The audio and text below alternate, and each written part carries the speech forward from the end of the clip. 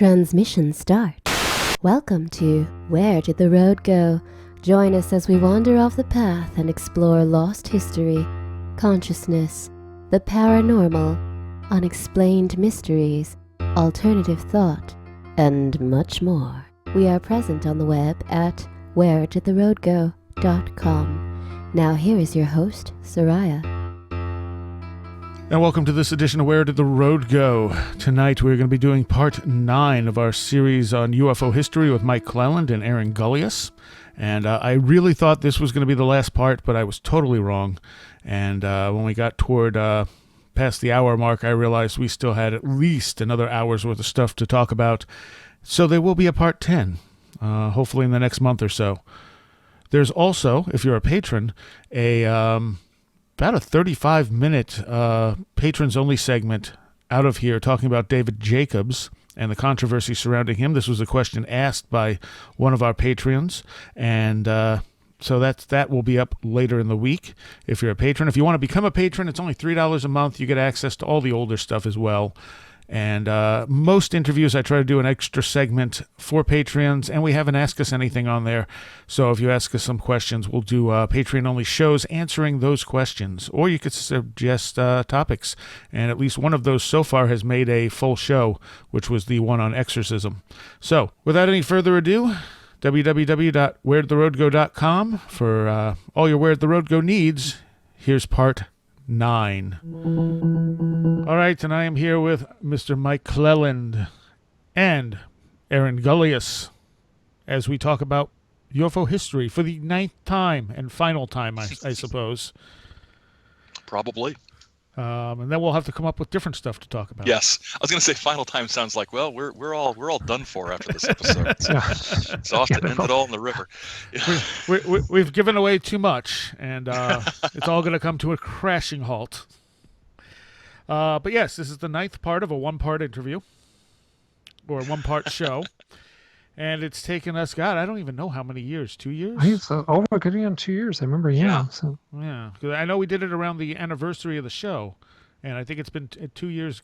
The anniversary will be at the end of January. It's now the beginning of November, so almost 2 years. Wow. Yikes.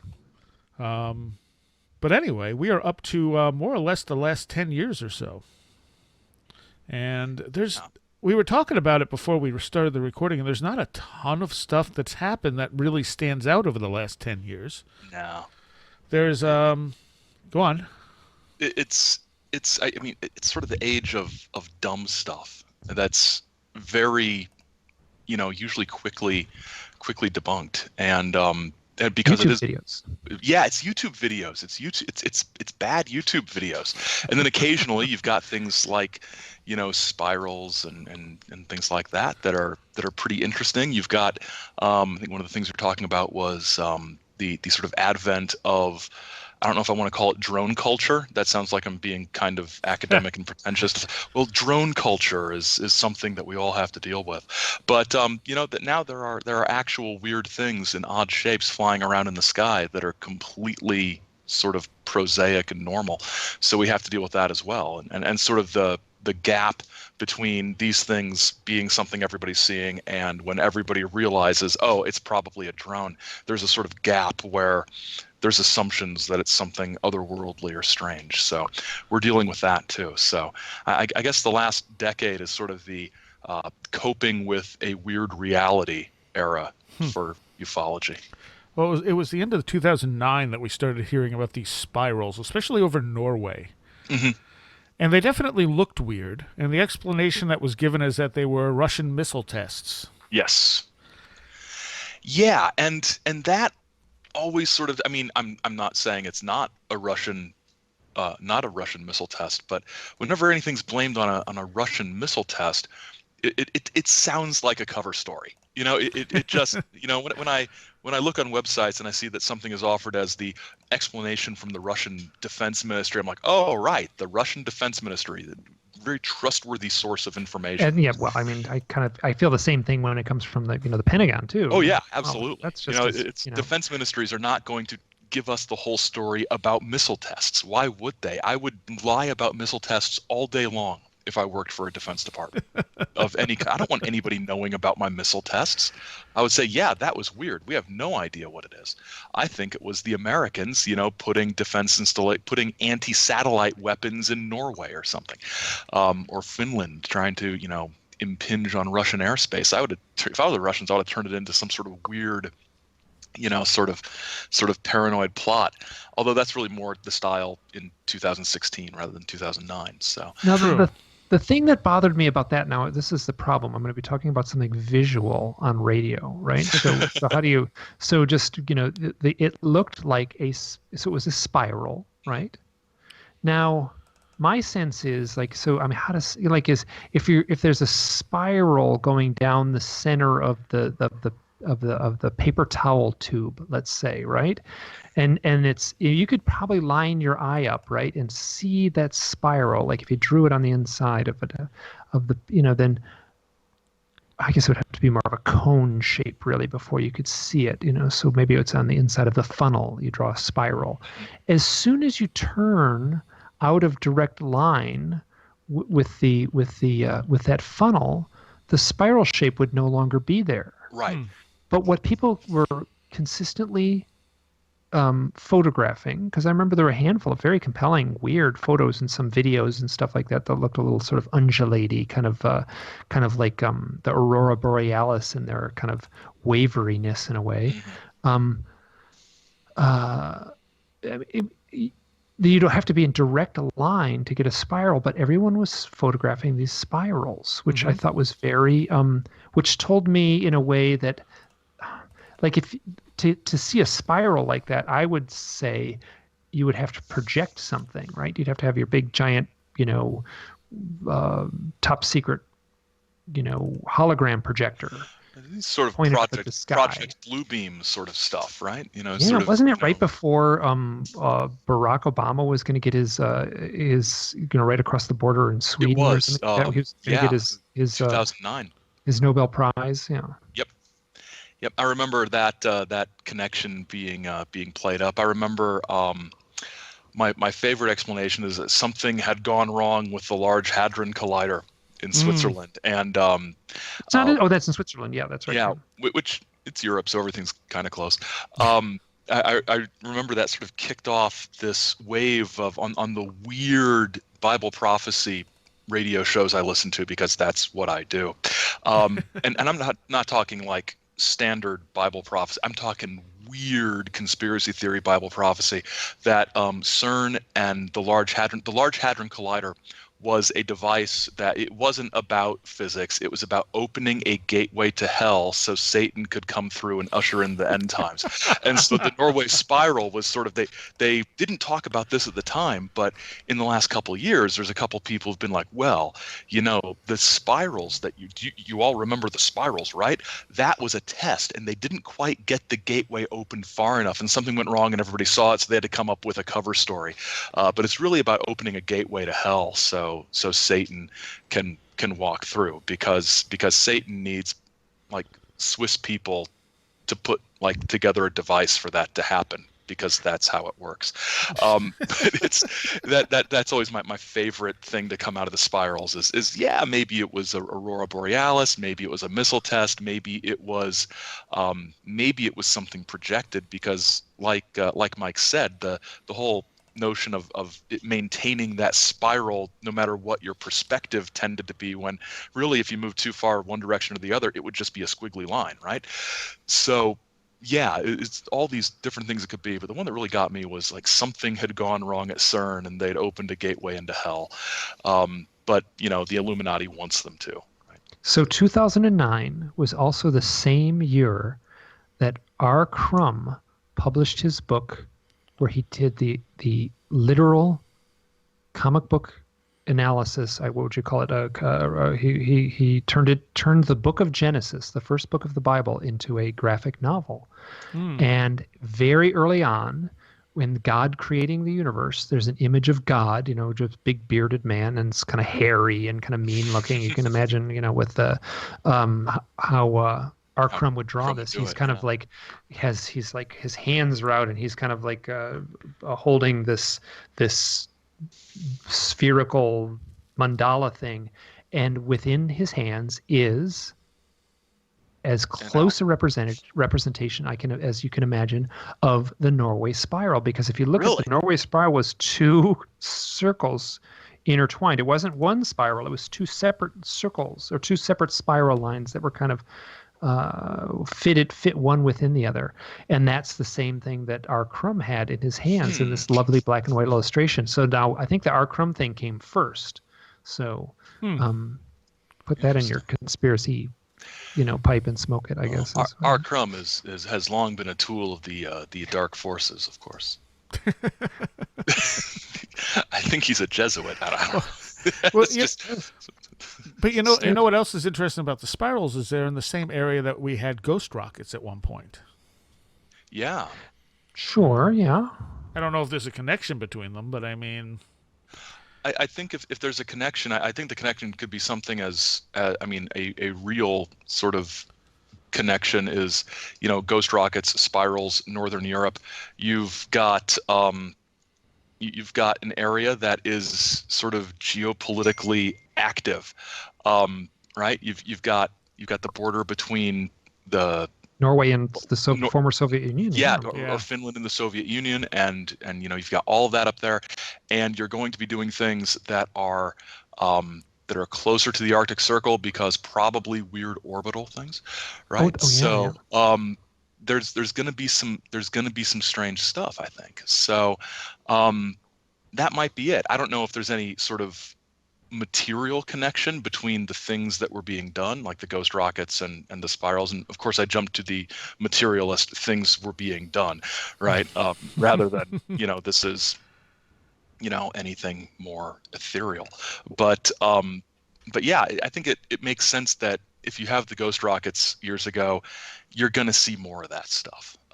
Just because it's an area where you've got major geopolitical powers who are investing massive amounts of money in technology, especially aerospace technology, are going to be doing things. So, wouldn't surprise me if there was some sort of connection like that. Well, the Baltic Sea is the spot where they had that's the submerged Millennium Falcon thing that's down there. That's an odd thing that defies easy explanation. Yeah. Until you factor in just exactly what you're saying, the Baltic Sea is the right on the Iron Curtain. This is the East and West are head to head right in there. So why couldn't it be just some underwater listening device that they tried to make it look like it was all covered with barnacles or something like that? Right. I don't know. But it's also very big. And seemingly it's made of concrete at the bottom of the Baltic Sea. It seems like a weird place to construct a listening post. Well, with submarines, sure. I guess, there's submarines going back and forth there all the time. So. Yeah. It would be an odd place to put a listening post, but at the same time... It would be a perfectly normal place to put a listening post. Right. We're not always privy to everything that goes into their thought processes with where they do these things. I'm sort of picturing it sort of mentally, sort of, the latitude, sort of north-south latitude of where this would be, and seeing how it lines up with defense early warning networks in North America, and wondering if there could have been some connection to, to the dew line, something like that. I'm sort of visualizing the globe and wondering where it lines up. So, yeah, I think there's a lot of weird stuff that we don't. They do things that are stranger and more complicated, I think, than we can imagine sometimes.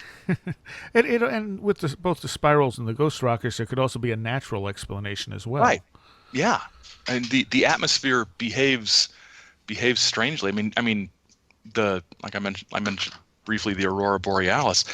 You look at that, and if you are in the right place at the right time, some of the stuff you see it doesn't look like a random natural phenomenon. It looks, it looks intentional.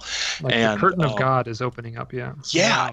It's like this is a portal to something else. And I think the natural world is again far stranger than we give it credit for, especially in areas that are maybe less densely inhabited, and more closer to the geographical and geological extremes of the planet. So the further north you go, or the further south you go, the further down in the water you go, stranger things happen. The rules don't always apply. Oh God, that sounds pompous. The rules don't always apply if you're deep in the water, but or high in the air. But they don't. Things change. Strange bioluminescent blobs that can only survive 5 miles below the surface of the Earth.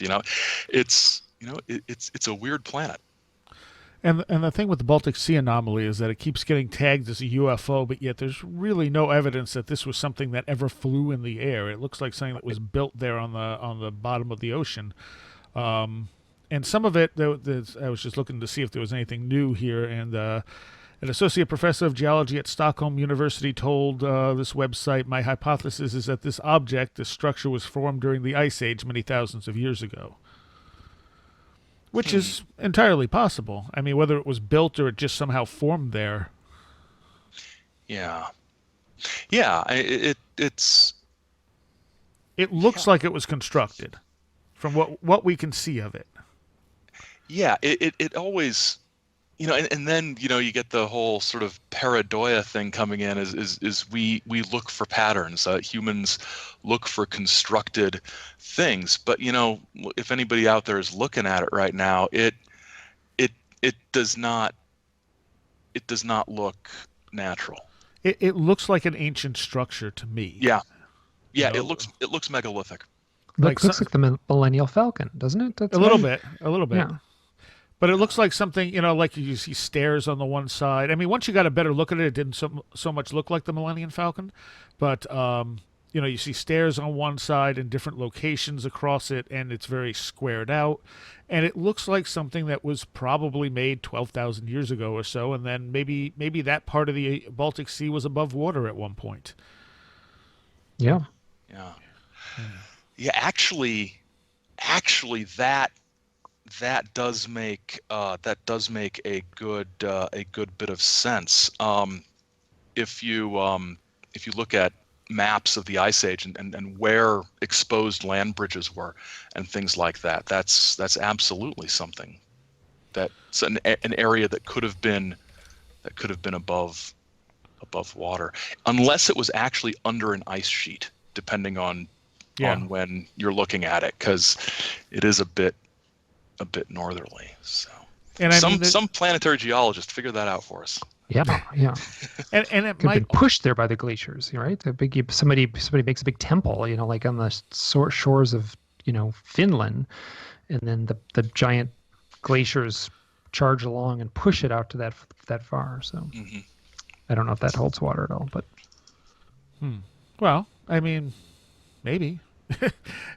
We're not geologists, so it's hard to say. I don't know how far off the coast it is into the Baltic Sea either. That's the other thing. I know it's pretty deep down there, but and we could be looking at something that goes back a couple of ice ages for all we know. Right. Yeah. Right.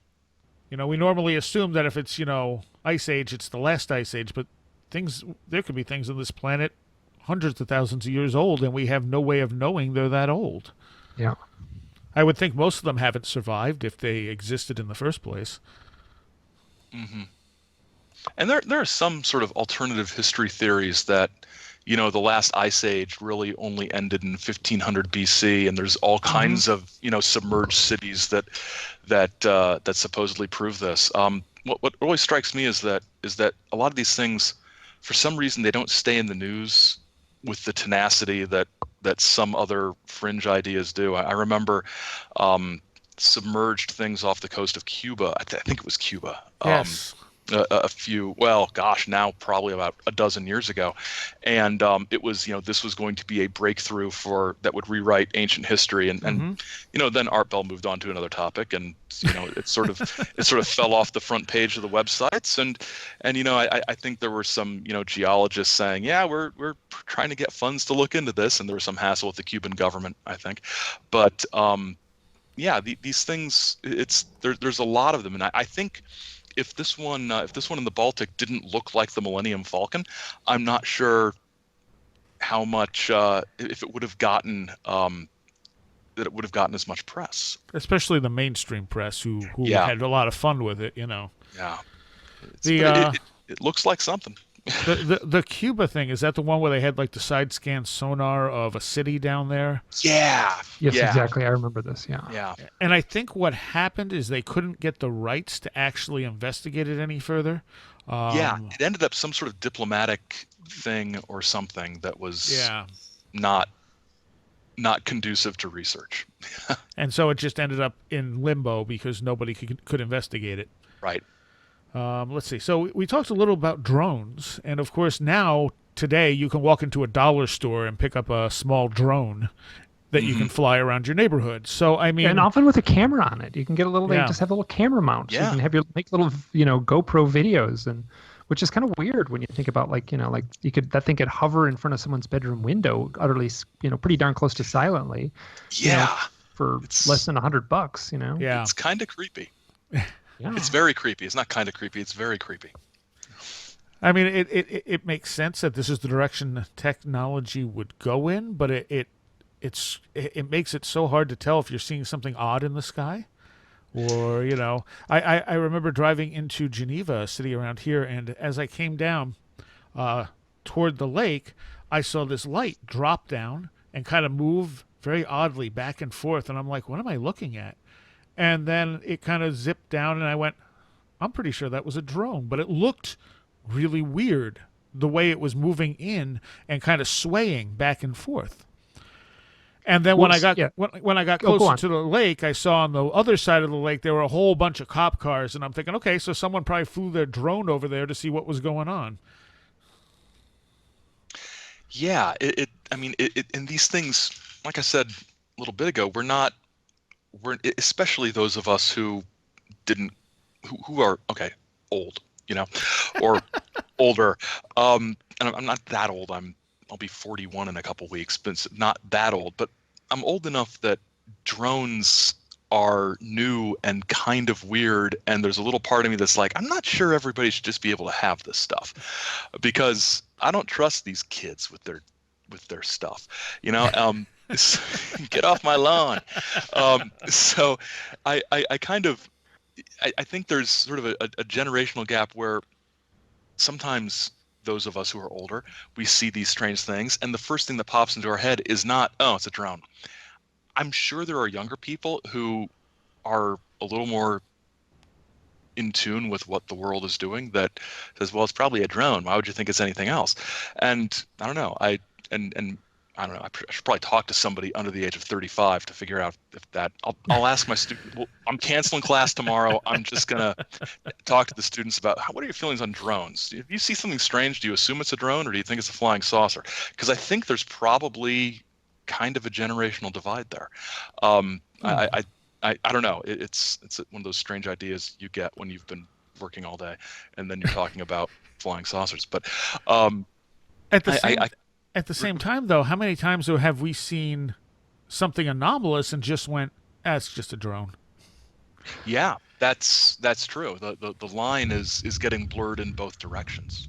Well, so what it's saying in a way is that it's very problematic for the UFO investigator now that it's 2016, right? So someone says, oh, I saw, this odd little light in the sky. And that was the kind of, the majority of the reports that would come into MUFON were people saying like, well, I was, there and I saw this little light way, way out there. Was a little dot in the sky. It was making these unusual things. So I reported it to MUFON. There's really very little to go on there. So these drones are, I agree, it's very difficult. And there's researchers out there doing work. There's a woman, Cindy Bailey Dove, who for a while had a radio show on KGRA, which is an all paranormal live podcast internet radio series, station, yeah. Internet radio station, yeah. I guess that's and she, in my opinion, is doing very good research trying to collect information on these drones, and what you should fully expect, right, is that the folks who have the real drones, the ones that are run by the secret government, let's say, they're trying to keep them secret. There's every reason, I suspect, if you were needed to keep watch of on a like a, let's say a sensitive installation, you would want something fairly inexpensive to fly around and monitor things, as opposed to a helicopter, I suspect. So so I understand the military necessity for these kind of things. I don't really quite approve of them in the form they've taken. But if you would want to muddy the waters, this is we're getting to the Mirage Men kind of thing, where you would definitely want to completely mix up, what's reported as a drone as what's reported as a UFO. You would want to circulate UFO stories when drones are seen. Yeah, and so there's that misinformation, disinformation part of it, and there's also just the more prosaic, like you said. It's one more thing on the list of things it could be other than something strange. So added to the list with ball lightning and swamp gas and Venus and lenticular clouds, right? Yeah. It's just another International Space Station. I think International Space Station was the last sort of big it's not that, it's the International Space Station thing added to that list. But drones, yeah, absolutely. And in a lot of cases, it might be a drone. But it really does it muddies the waters for investigators as well, because it's another sort of prosaic everyday thing to have to eliminate, and there's no good way to eliminate it. You can't check FAA flight paths. You can't check weather reports like you can for clouds or for what stars might have been in the sky, because there's very little sort of regulation of this. So if it was a drone, there's not going to be any record of it being a drone, like it would be with like a satellite flyover or anything like that. So it's another regular thing that these sightings could be, but without the means to investigate, to eliminate those possibilities. So it's as far as the sort of on the ground investigators like the MUFON folks who are trying to rule out normal regular things, it's a different kind of challenge. I lived out west for a while, and I lived very close to what's called the Idaho National Lab. It's where I think it's run by the Department of the Navy, and it's where they test nuclear reactors for the ships, Navy ships. So it's out there in the middle of the deserts of Idaho.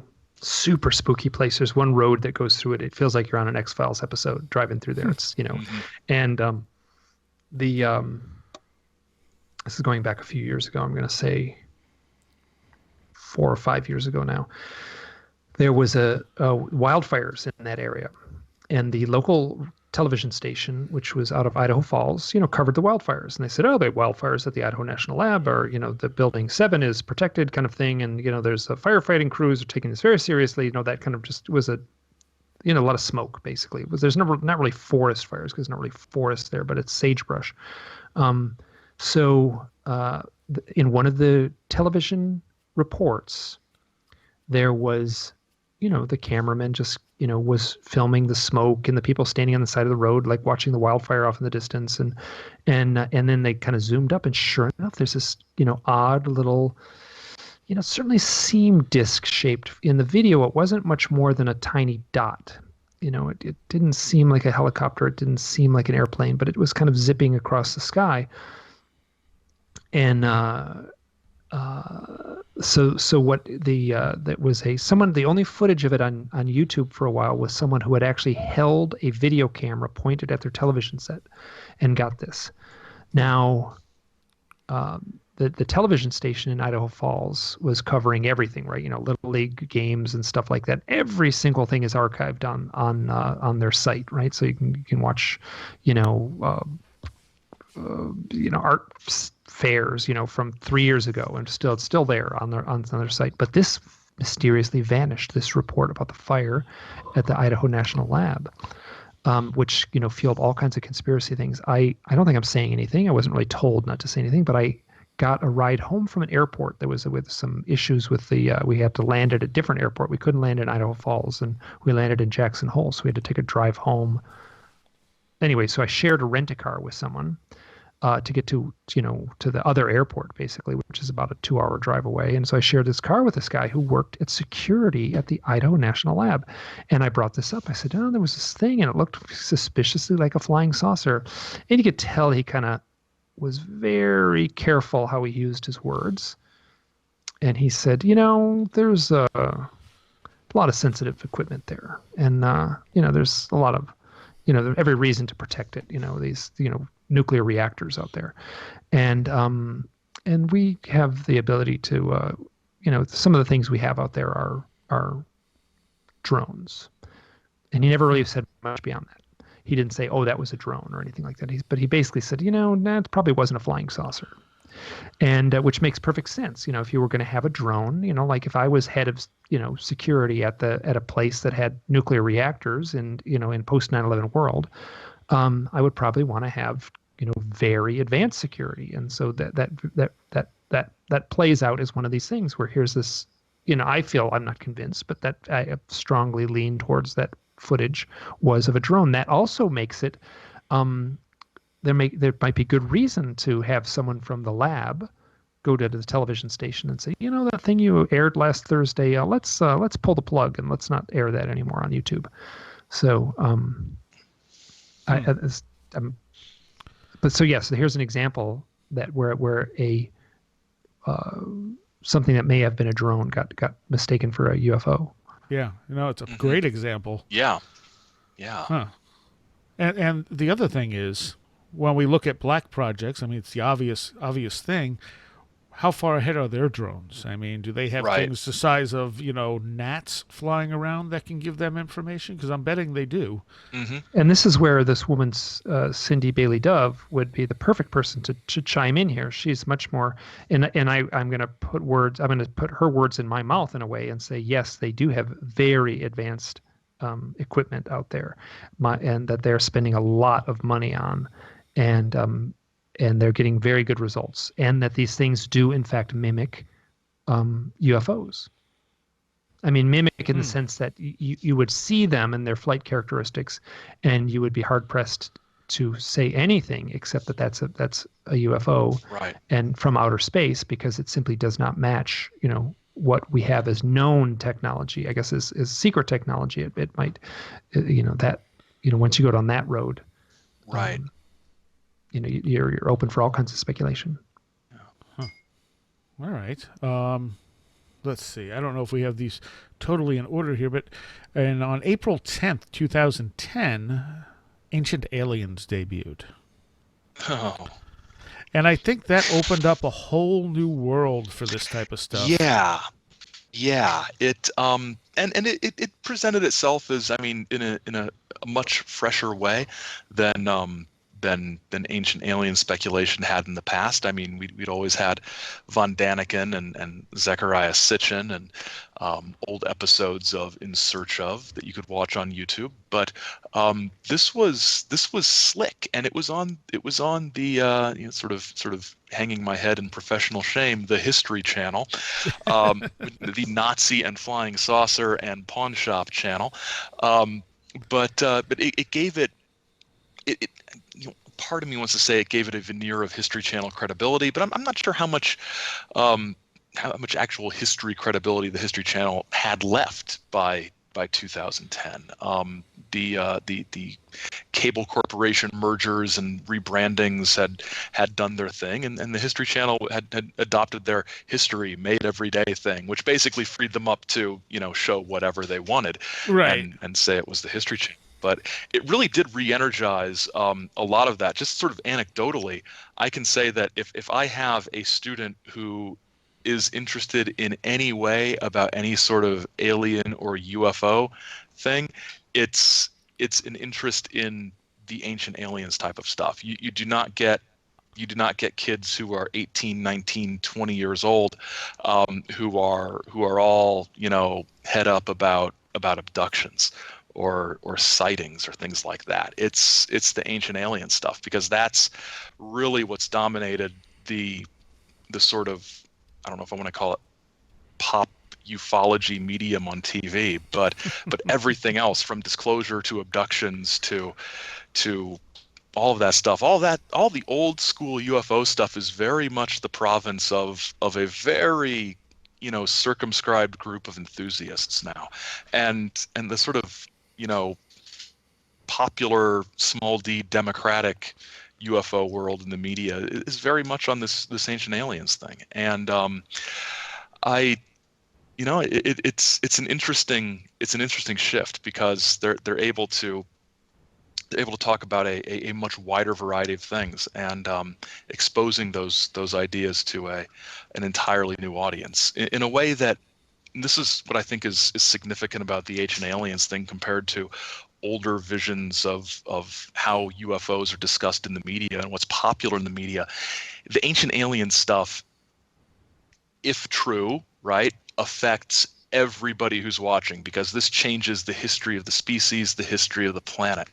Old UFO stuff tended to be more focused on an individual's strange experiences, which a viewer might find interesting but would have a difficult time identifying with if they hadn't had similar experiences. So the ancient aliens thing takes the question of extraterrestrial intelligence and life and activities and says this is relevant to you because you are human, unless you're part alien because they seeded our DNA from the stars or whatever. But it affects everybody, and part of me wants to say that somebody very clever thought of that. Mostly what I think is that they said, we've run through all of our documentaries, what else is there to do? And somebody said, well, we haven't touched this in 20 years, so let's do that. But I think I think that's why one of the reasons it's sort of caught on is that it really does affect the viewer in a much more direct way than listening to somebody's very interesting but at its core very personal to them stories. I'm watching an abductee talk about their abduction experiences, and I'm fascinated by it, but I have trouble identifying with it. Talking about history and the idea that everything might be wrong, because that's a powerful thing. Everything Absolutely. Might be wrong. And like I tell students, look, I know people who write textbooks. There's no conspiracy to hide things from textbooks. There's no, because I've heard, well, they don't want us to know about the real history because then they'd have to redo the textbooks. Look at your book. It says 12th edition. They redo these things every other year anyway. If so many people would make so much money that, historians don't get together down at Starbucks and say, what are we going to cover up this week? It's just a question of standards of evidence and standards of expertise, which I know can be a subject that's fraught with some controversy. And I think it's fun. And this is what I tell students when they say, what do you think about ancient aliens? Or have you ever heard of this book called Chariots of the Gods? And I'm like, son, I was reading Chariots of the Gods when your mom was in junior high. So, it's because your mom's probably my age, and I was reading it in junior high. So it's, and I tell students, I don't like, that's stupid, you shouldn't be reading that. I'm like, it's fun. It is fun. It is healthy speculation.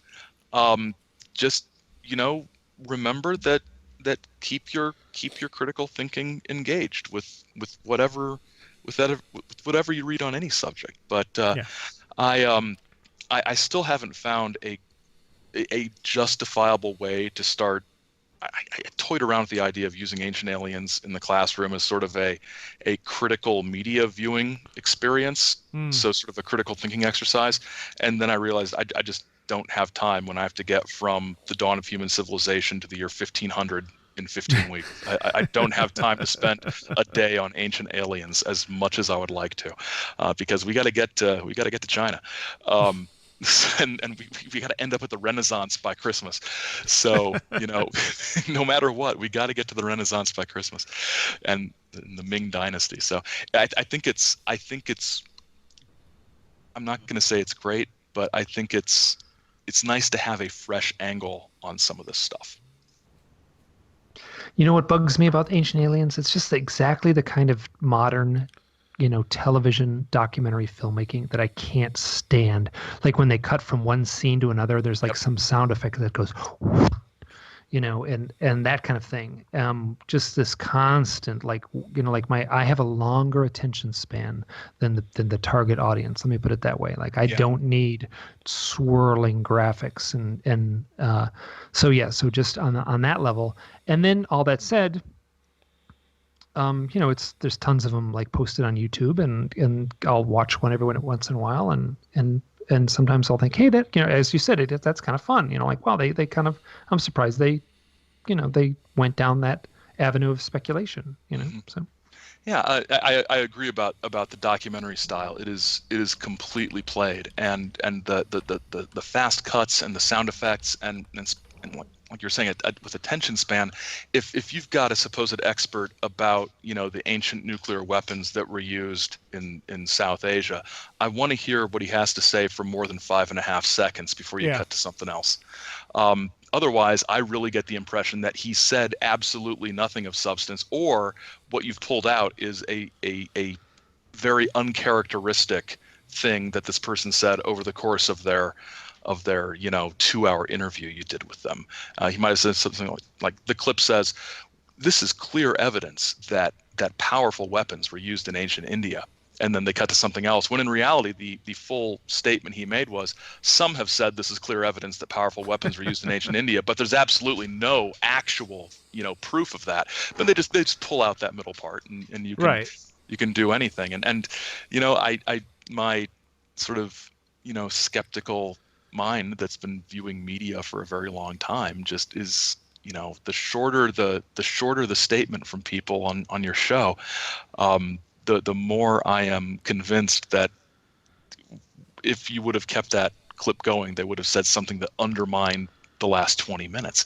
And it just feels, I mean, and not just Ancient Aliens, but that entire production style just feels kind of cheap and manipulative.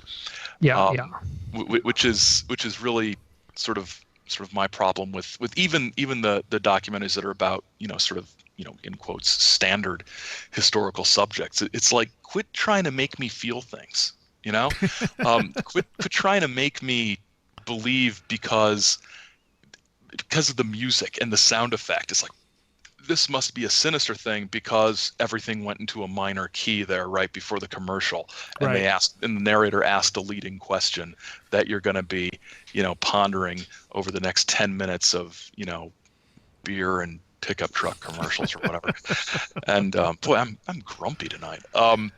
Well, yeah, you talk about modern television. It does. I see what's happened to when the History Channel at one point was showing the epic 6-hour BBC documentary on Auschwitz, and now it's a 10-hour American Pickers marathon, and I'm like, oh, gosh, this is.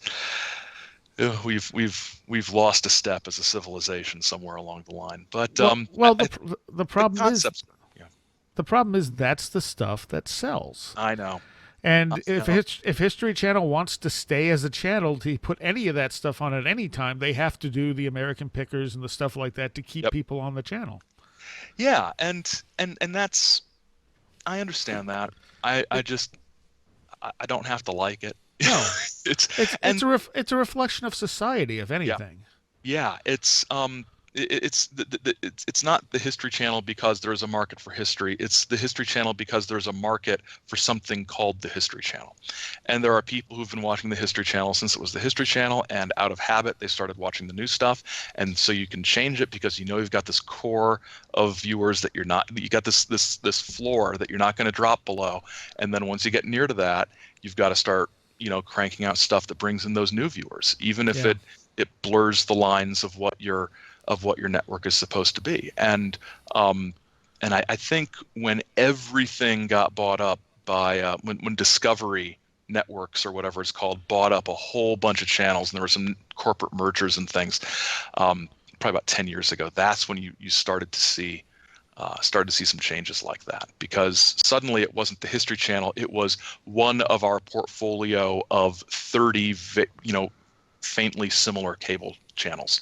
And we have to balance the programming we've purchased over these channels, and so that means you might get stuff on a channel that doesn't really match that channel, but it's about the entire sort of corporate channel package. and selling the ad time on that in that packet. And I understand that. And I'll just be in the corner, in my cardigan sweater, in my pipe, watching PBS. Well, I mean, you figure MTV doesn't show music videos. That was its whole thing at one point, and they just completely stopped. You had at one point WWE programming on the Sci-Fi Channel. Yeah, and that was another sort of, we've got 2 hours to fill, and you're part of NBC Universal, so. And wrestling sells, so we'll stick it on the Sci-Fi Channel and pretend it fits somehow. And it's like, and from both sides, from Sci-Fi side and from the wrestling side, people are like, why is it on the Sci-Fi Channel? Right.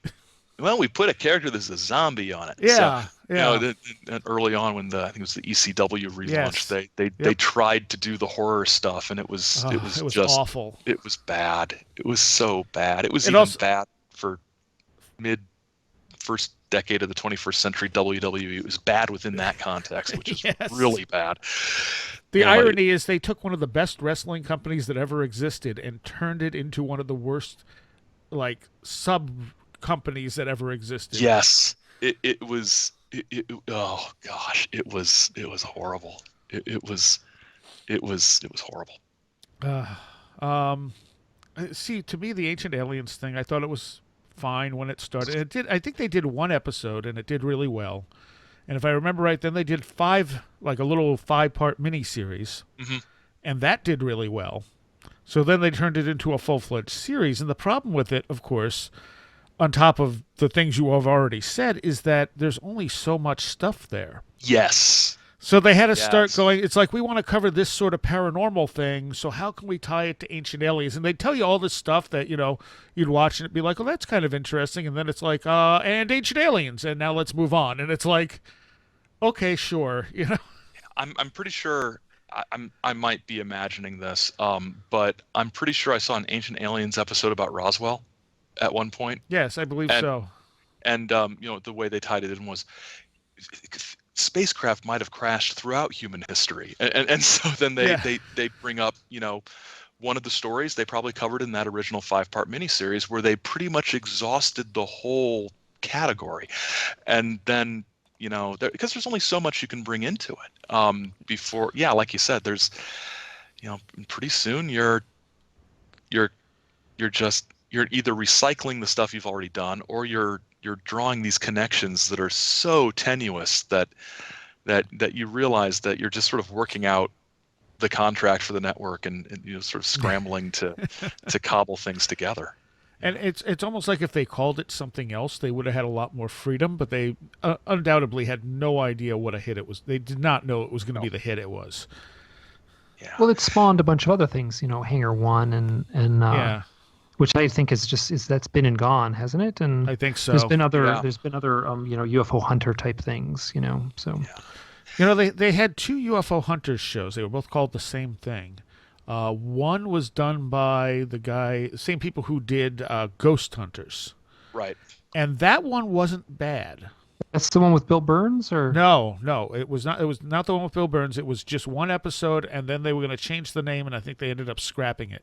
But I think they aired on the same night on 2 different things, and they were both called UFO Hunters. Wow. And so that one actually had a pretty decent approach to it. I was like, well, this is all right. And then I watched the one with Bill Burns, and I was not impressed in the slightest. And that's the one that stuck around for a few seasons.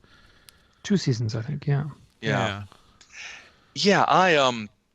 I've watched a few of those shows, and it's interesting, and it's fun, and it's a lot better than the ones that sort of, like some of the episodes of Hangar One where they would, or one of the shows like it, where they would go back to a case that I actually knew something about, and I'd be like, this isn't what they're changing it. They're simplifying it to get it into the time slot and to fit a sort of, it's like what historical dramas do, right? You eliminate some of the people who were involved, so the viewer can actually follow what's going on and make a nice linear narrative out of it.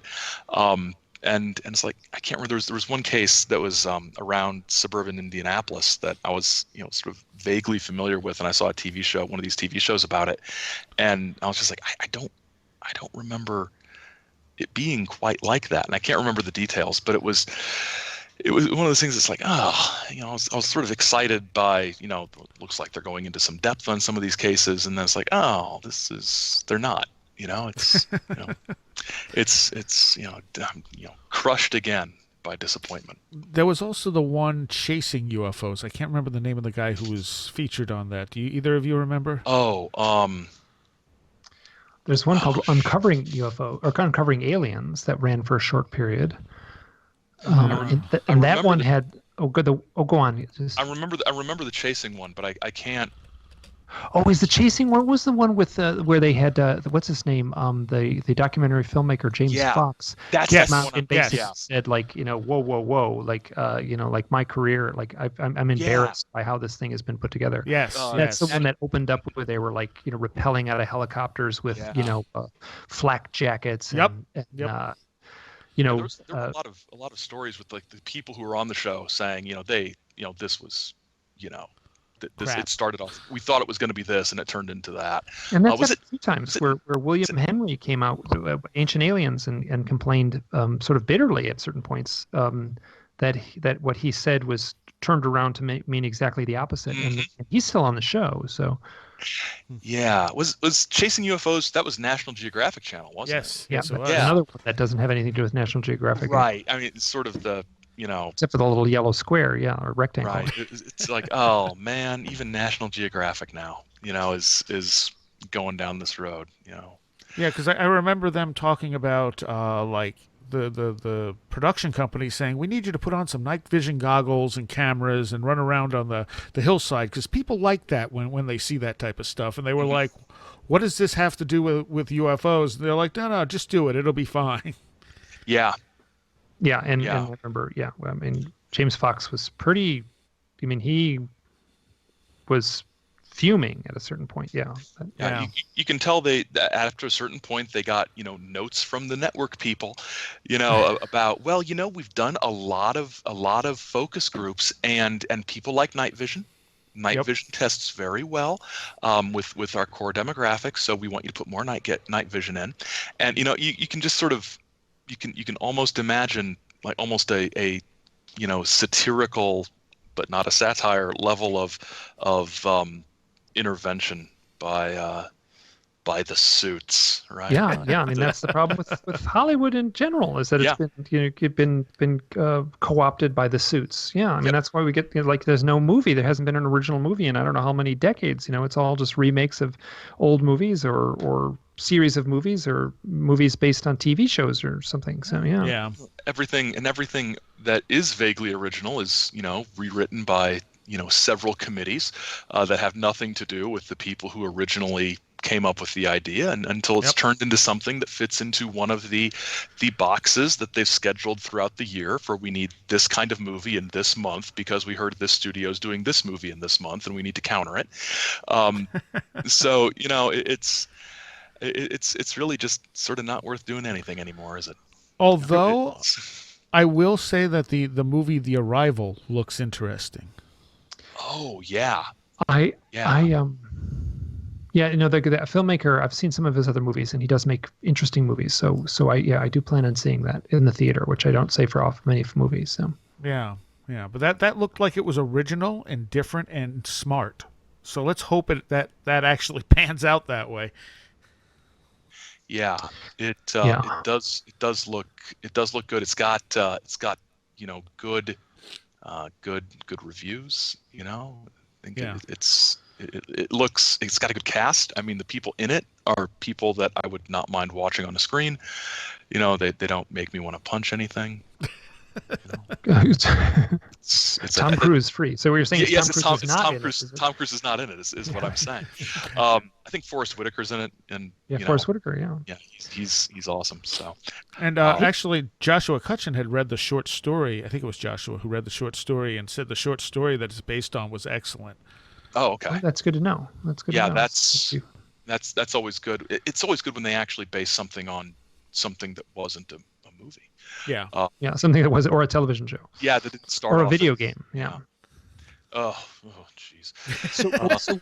On the television thing, there was a television series. I just brought it up, and I realized it was only 4 episodes long. I thought it was longer than that, but it's called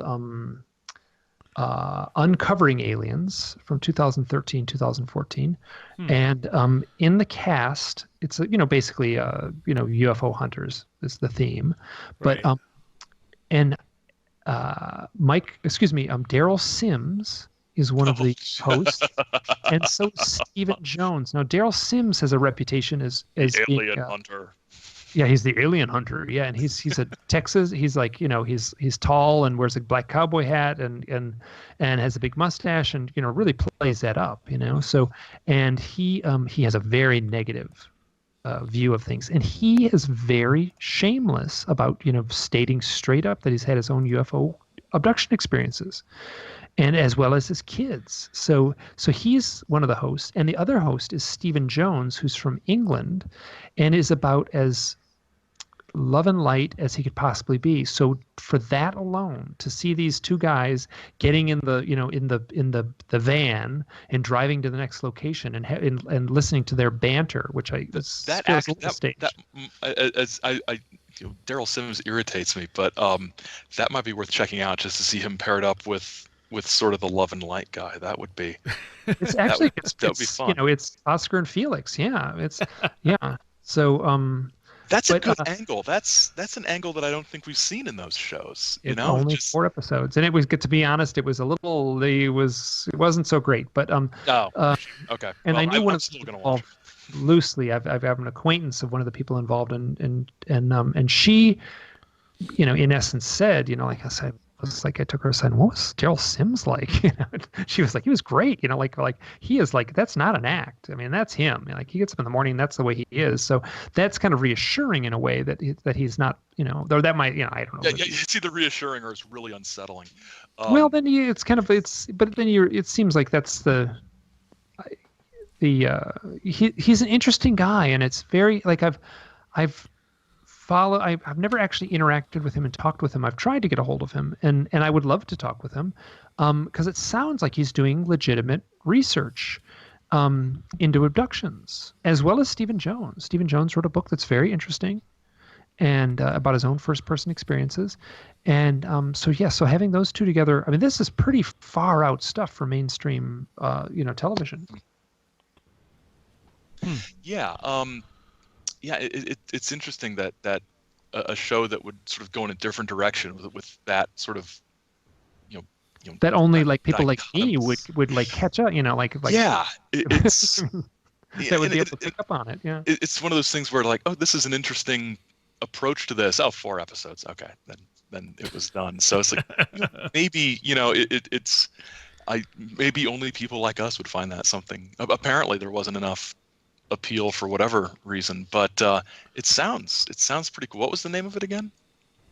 I'm sure I can just look up Uncovering Aliens. Uncovering Aliens. Okay, and it's it devolved into exactly the kind of stuff that bugs me, but it was like wow, I was familiar with some of the cases that they were researching, and there was some fascinating stuff.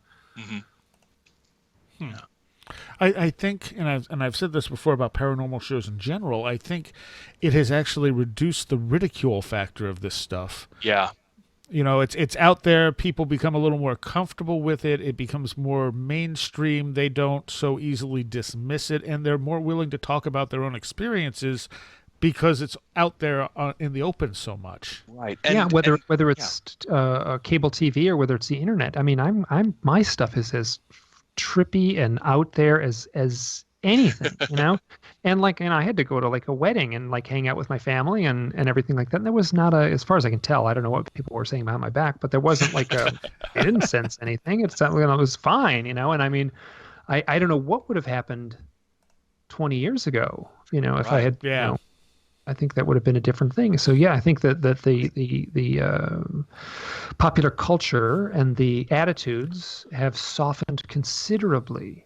Yeah, I mean, at parties or family get-togethers or something, if you say that you're interested in that stuff, you're much more likely now to get a response of, "I saw a show about that," instead of, somebody just sort of making an excuse to walk Laughing away. in your face. Yeah. Yeah, or just leaving without saying anything, with a look of horror on their face. But yeah, people, people are more familiar with the basic concepts. What I find is I'm not sure how that translates to people who knew nothing before they saw one of these shows wanting to dive deeper into the research or the history of the phenomenon and the ideas. I'm not sure what the I don't know. I don't even know what the marketing term would be, but do we have people who are, I don't know, do we get converts from all this evangelism that's that's going on? I think occasionally we do. Yeah. Well, maybe not converts, but just softened enough that it's acceptable dinner table conversation at this point. Yeah. Where it would not have been a few decades ago. But so many people I have on the show, so many people I've had on the show, I'll say, well, hey, how did you first get into this? And they go, well, I started watching In Search Of. Yep. Same thing here. Yep. Yeah, exactly. I was a perfect age to watch In Search Of. Yeah. And I'm guessing that 20 years down the line, that same question will be answered with, I was watching Ancient Aliens, or I was watching Ghost Hunters, or whatever, and then I started looking more into it. Yep. Yeah. And there's what it's sort of like half a worry and half a this is really cool sort of thing, but the internet is, somebody who when I got interested in this stuff when I was in 6th grade or 7th grade or something, I went to the library, and there was a select number of books that were sort of standard books, and so the Time Life series on the paranormal. The Man, Myth, and Mysteries series, Man, Myth, and Time, or something like that, and then all of those different Time Life series, and so I looked at that. Daniel, when I was younger, Daniel Cohen's books, the world's most famous ghosts, and he had one that mentioned some alien stuff and stuff that was aimed at young readers, and it was sort of this. There was a canon, right? There was a canon of everything by Brad Steiger.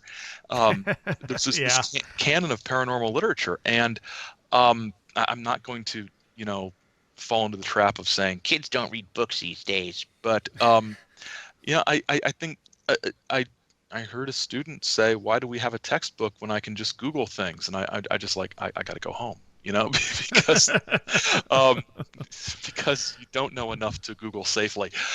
Yes. I was going to say, that's the problem with doing this kind of thing, is Google is it's opening Pandora's box, and it's like 90% of everything is crap, so how do you...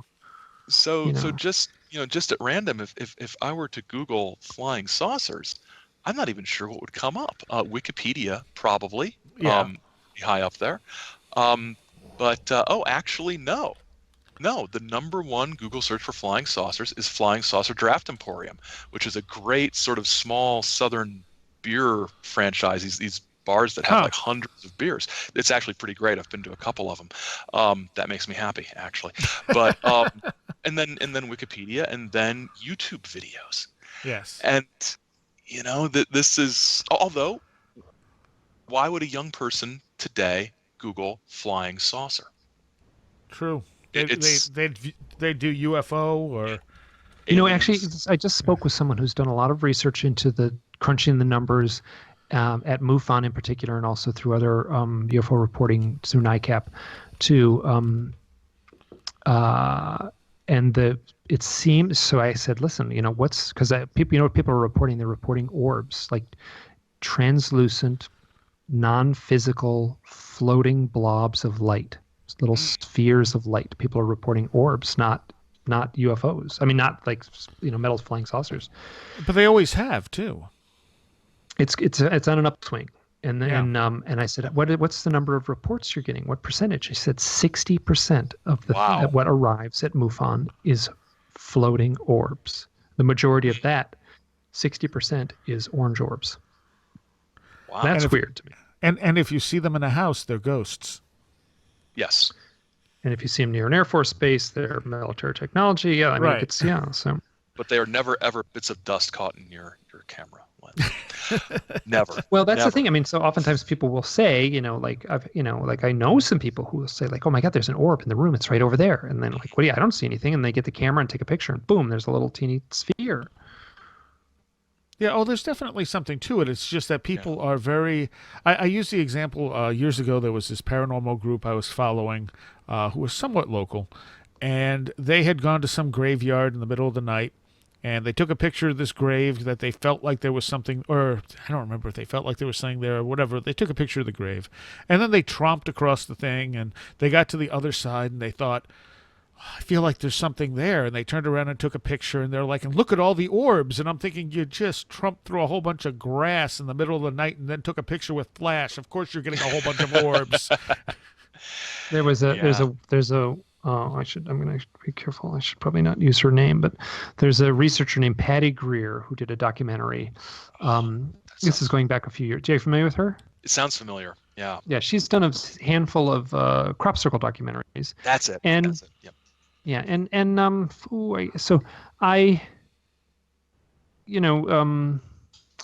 I wish she was a little more critical in her approach and how part of her thing, she said, and my life was changing. And then I watched this documentary. This is going back 5 or 6 years ago, and maybe she's matured as a filmmaker since then. And that, my husband and I bought a house in Boulder, Colorado, and they had a still photograph of them, the house. And when we had the crew come in and when they opened the walls, that's when the spirits came out. It was this 100-year-old Victorian house, and there's this crew of guys in their muscle t-shirts and their Carhartts and their their wrecking bars, pry bars, ripping open the 100-year-old walls, and then they're all getting all kinds of orbs in the flash photos, and I'm like, ooh, that's dust. Yeah, just a bit. But that is a lot of the time what you get. People who just aren't really thinking about it, and they're so eager to believe that they're getting something, they don't critically think about it. And the problem is sometimes they could quite literally be getting something. So this is, and I think that there's a, I think there's a difference between a skeptic and a skeptic, which is a term that I like to. I think that's very accurate. I think there's, it's okay to be skeptical, but and you have to approach all of this. You're heading into it's dark, down these hallways, so you have to approach everything cautiously. Yes, yeah, and open-minded at the same time, because you don't want to dismiss something that might be legit.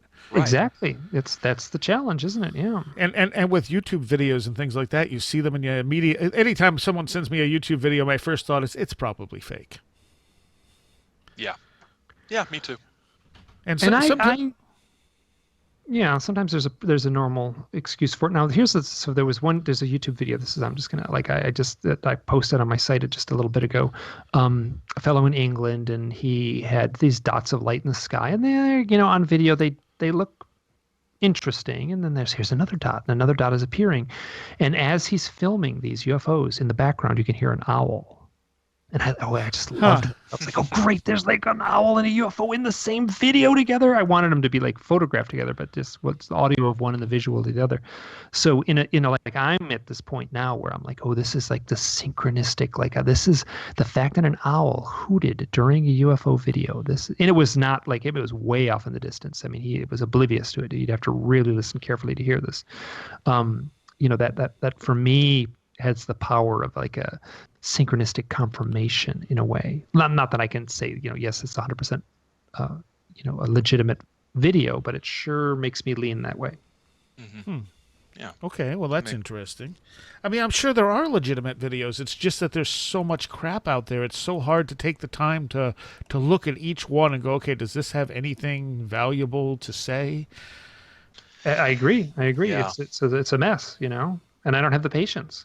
Yeah, I don't think we have the patience or the time is the other thing. Yeah, I mean, when there's all sorts of other things to sort of look at, where you can get, like, when you got witness statements and old cases where new documentation comes up, that kind of stuff, tends to take precedence a lot of times, and yet another YouTube video of something that's possibly odd, it drops down the list. Yeah. Yeah. So I lied at the beginning of this part. This is part 10? This is part 9, but we're going to have Okay. to do a part 10. Yeah, What year? Great. What do you have to get up to? We still have a bunch of stuff here listed down to talk about. Yeah. Yeah, there actually is. So that's why fine don't with we me. why don't we stop this one here and tell people where they can find you guys. Mike, you go first. I have a blog, which is hiddenexperience.blogspot.com. You can just Google my name and owls. It comes right up. Or you can Google my name and all one word. It'll also come up. I just published a book. I'm trying to eat. So if anyone wants to buy that book, it would be appreciated. It's a great book. Oh, thank you. And I'm working on really book 2. is. Yeah. So the All right, follow-up book. 2. All right. The companion book, I'm calling it. Yeah. Nice. You can find me on Facebook as Aaron John Gulyas. It's the author page that comes up. So I post things there, usually links to radio and podcast appearances like this. Nothing really new out. My book on my sort of historical overview of conspiracy culture came out back in March. That's out there on Amazon along with other stuff. Next book coming out for me has nothing to do with anything paranormal. It was very refreshing. What is it? It's a book on it's in a series on teaching history with film, and my With installment with films. Yeah. Oh, okay, I'm going to ask you about this, but keep going. Yeah, my installment's about using industrial and educational and public service shorts and newsreel films to teach as primary sources in U.S. history courses. So basically, my research involved watching a whole lot of Mystery Science Theater 3000 shorts. So that was my research for the book. So which was the point. But there's it's the third book in the series. There's one on teaching history with musicals and one on teaching history with science fiction films. That's going to be coming out. So Nice. some neat stuff. All right. Well, I thank both of you guys. Thank you. Thanks so much. This is a joy every time we do it. Yes. All right. And again, if you want to hear the extra segment we did, it's about 35 minutes long, talking about the controversy surrounding David Jacobs and Emma Woods. You can become a patron for $3 a month, and you'll get extra stuff fairly regularly. Access to shows early, access to full multi-part shows rather than having to wait week to week when I do multi-part shows. If you want to become a member, go to wheredidtheroadgo.com.